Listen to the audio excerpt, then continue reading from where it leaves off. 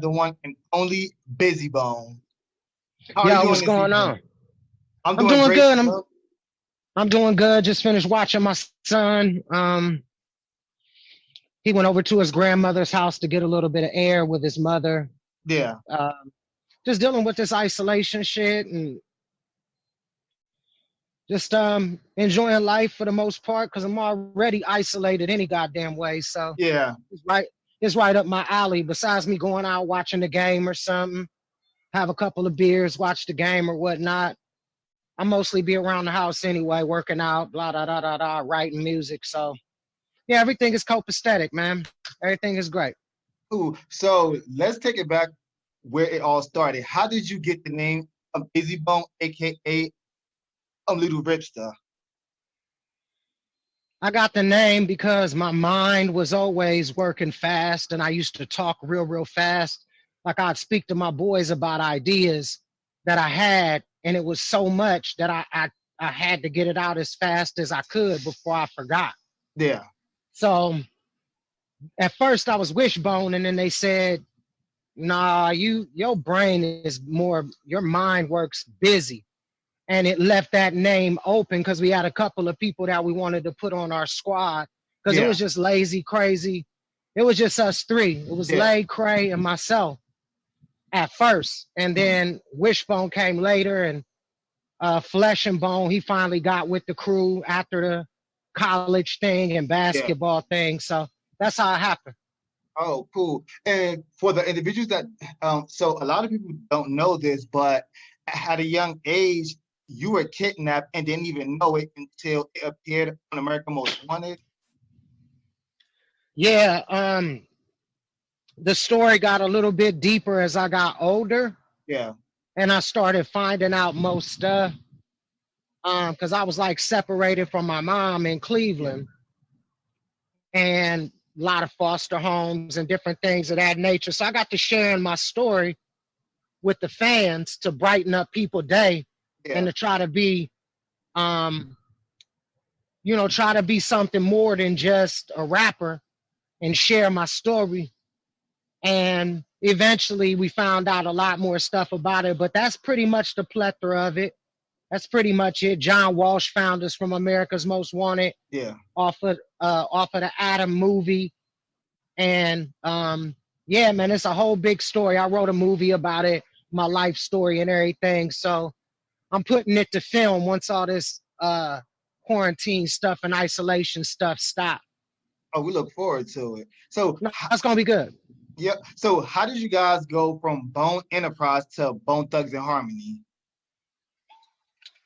Well, Enterprise, it was actually a patented name, Bone Enterprise, Hmm. and the way we described ourselves to people was, what's up, we bone, we thugs in harmony. And then we would do our new style.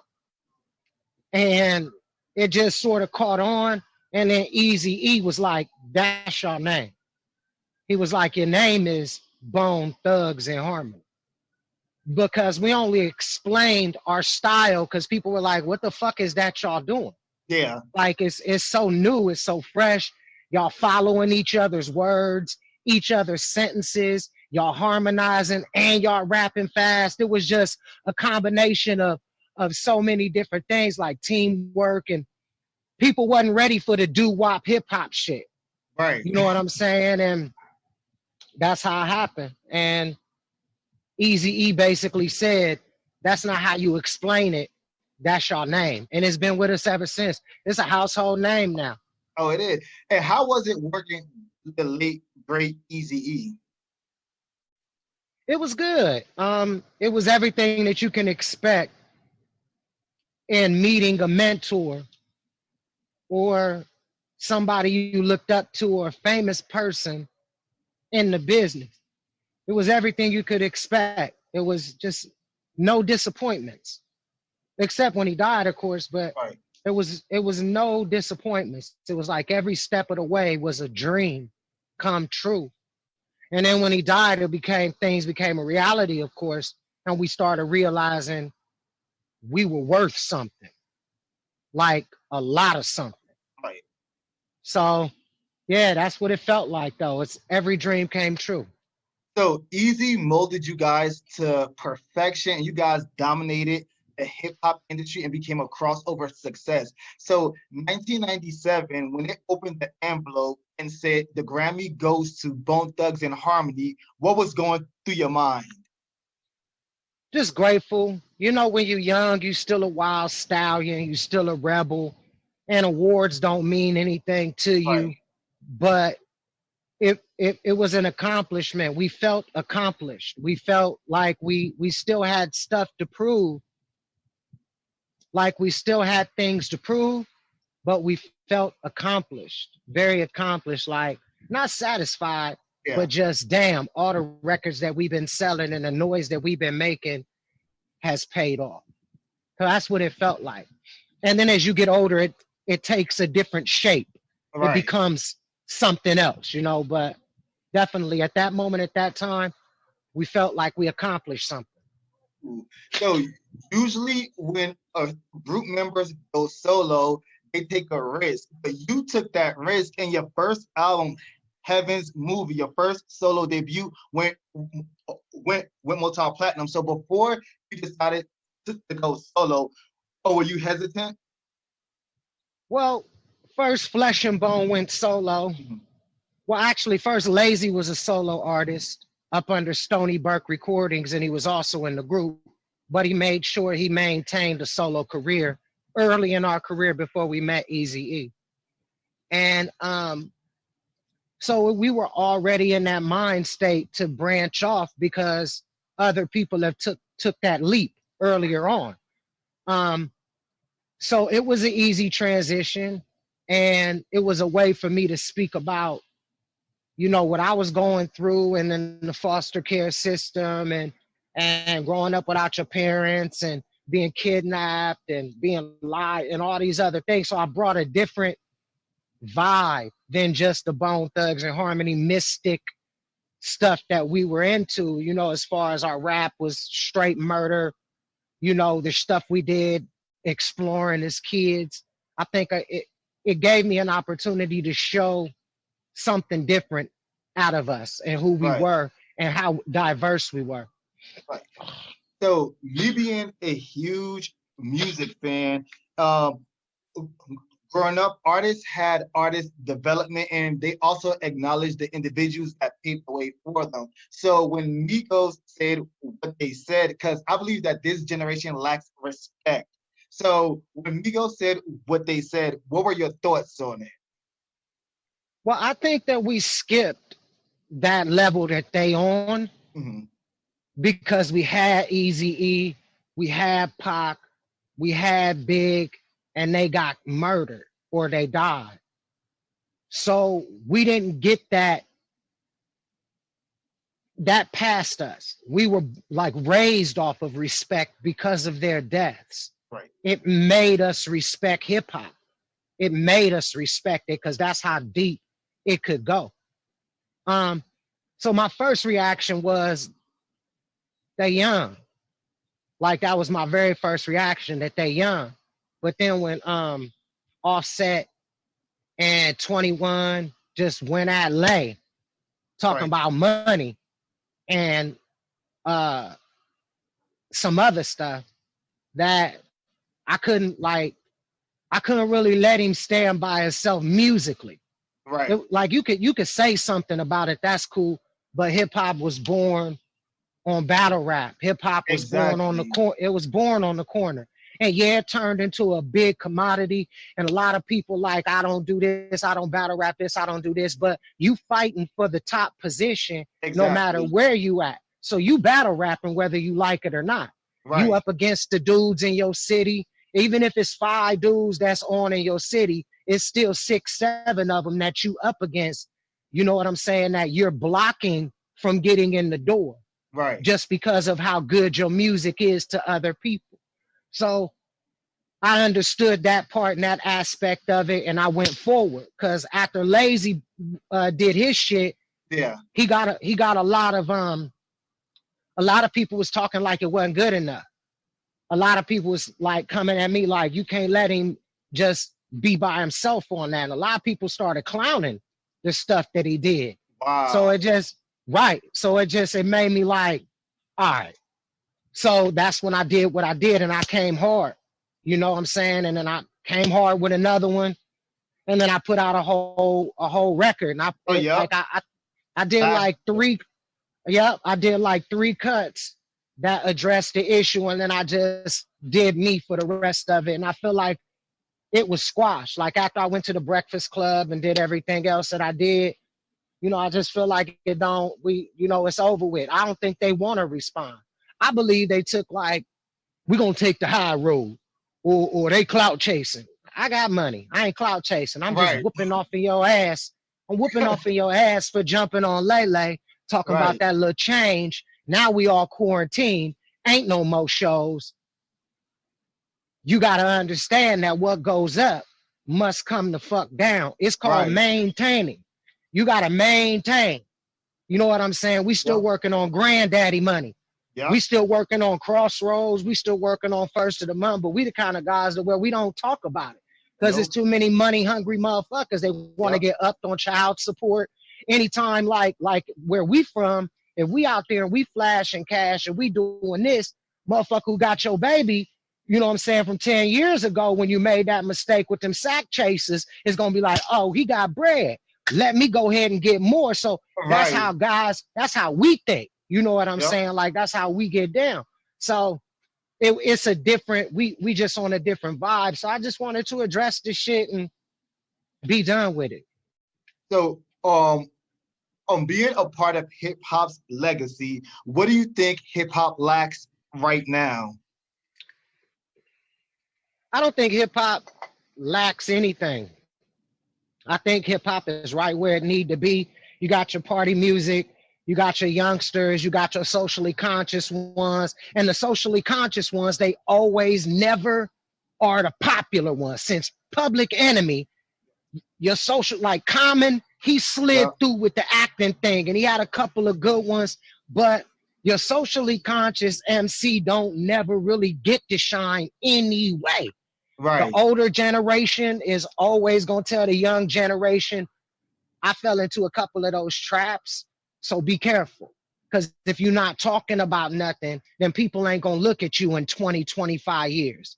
You right, understand? Like, if you just talking about bullshit, you're not feeding nobody's soul, then you ain't going to have longevity. Nobody hating on you. Eat, save your bread. So yep, you always going to get that as well. So I think it's in the right place, and I think it's in that circle. So I wouldn't change a thing, to be honest with you. Shit, more exposure to, better artists and newer artists, I guess, and the same complaints everybody got. But once you in, you in. Maintain it, because it's quick now.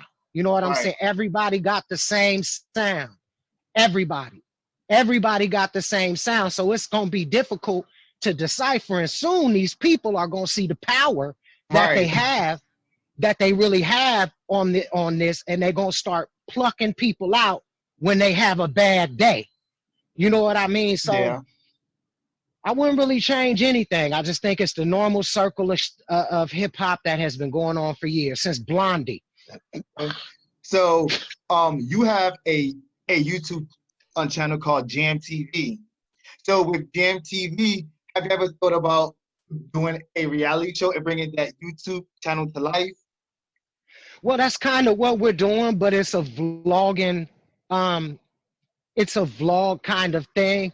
And we got cameras that's capable of 6K and red, Yeah. but you can't render.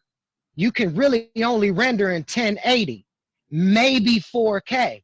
Mhm. So in order to bring that to the table, I would really want to either go syndicate it, because the whole plan is to build it as that, and then Okay. later on you do a hot ones. You do what they do, because to me that's the whole plan. Put it on a bigger platform. In a bigger platform, you got Voodoo, you got Netflix, you've got Amazon, you've got Facebook, you've got this, you've got that, for it to eventually grow and say, you've got 50, 60 episodes. People are loving it. Your fan base is dope. We want to spread it out to a wider audience. So that to me is the natural transgression of it. But I like it vlog. I like the style of it. And I can tell my story, be myself, edit it myself. not worry about anything at the end of the day. So I like where it's at. I'm not trying to break the mold. If I do a reality show, I'm gonna do it with like a big channel, so Right. it can, because I want it to look that way. You Right. know, I want it to be a big production. You know, and I know you got to bring other people in. Yeah, I got all the cameras, I got all, but Yeah. you need a lighting crew. You need this, you need that, you need this in order to compete. You know, so Agreed.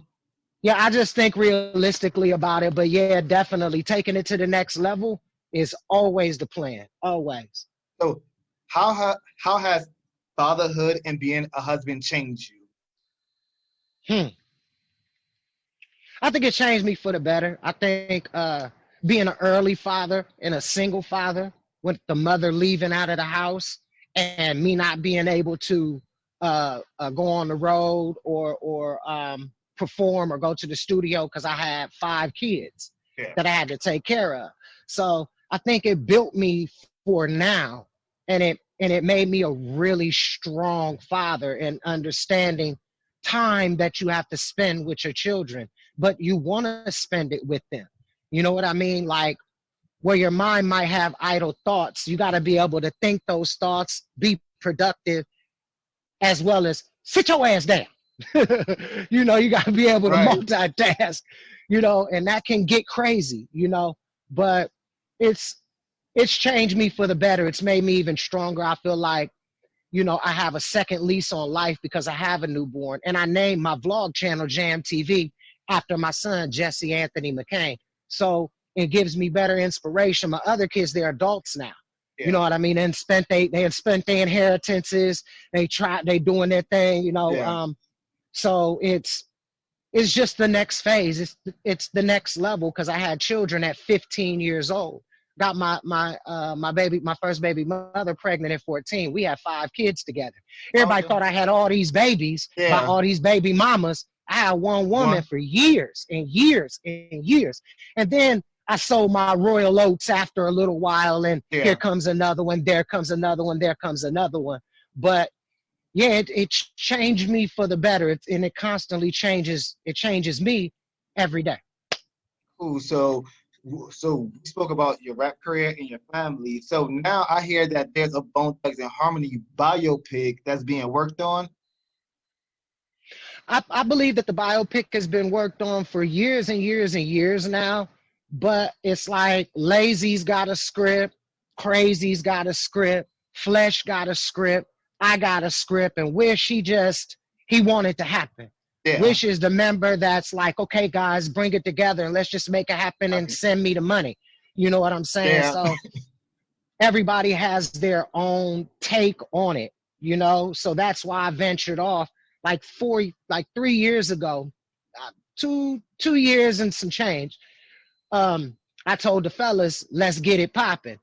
And they wasn't ready at that time. We had a couple people bringing in scripts, but they weren't ready at the time. You know, I had the attorney, I had the person to write the script. I was going to pay the person. Yeah. You know, I paid the attorney like $7,000 just to go down there. My guys kind of wasn't on it at that time. So I began writing my own.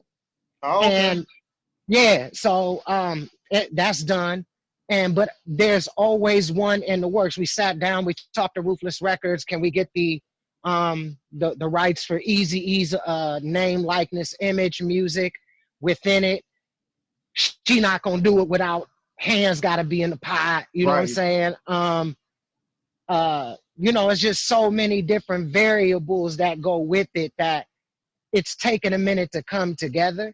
But I think it's always on the table. I think it's always a discussion, always a great topic, and an interlude and a prelude to other business. But if you, it's it's nowhere near being complete to happen. Right.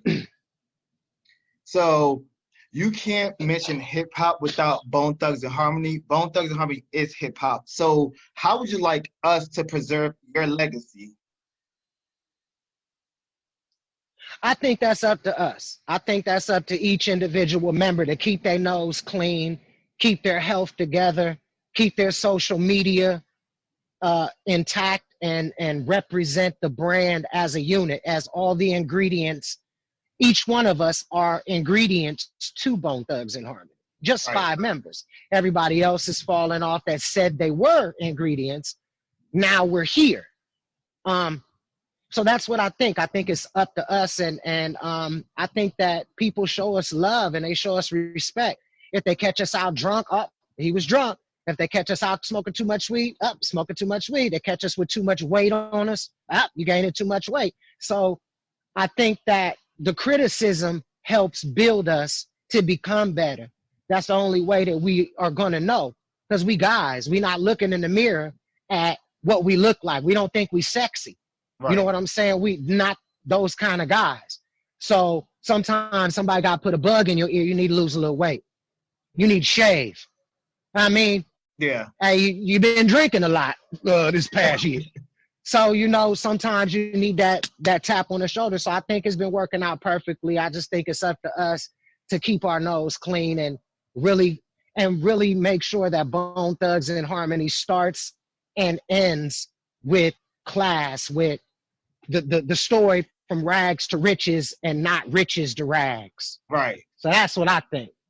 So I want to take the time out to personally thank you for, because I grew up with Bone Thugs and Harmony. So you taking the time out to sit down with me, it's an honor. And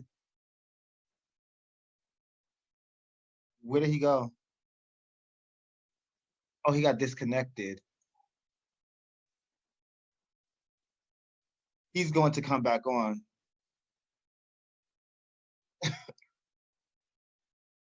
I guess you're the center of attention now, Gina. Oh, he's coming back on right now. These new goddamn earphones, and when you touch them, I guess they hang up the phone. I was trying to, because it was falling out my ears. Oh, but I appreciate what you started saying. I'm listening. Yeah. So what I was saying was, I grew up with Bone Thugs and Harmony. So so I would like to thank you for taking the time out to sit down and have this interview with me. And before we close out, so I have your fans, and they're live right now on Instagram, and I have them right here for you. So what would you like to say to your fans right now? Us all love, yo, Instagram fans, IG, y'all already know where I'm at. Y'all know the blue check, Mr. McCain. Thank you guys for following this program and being on this Zoom.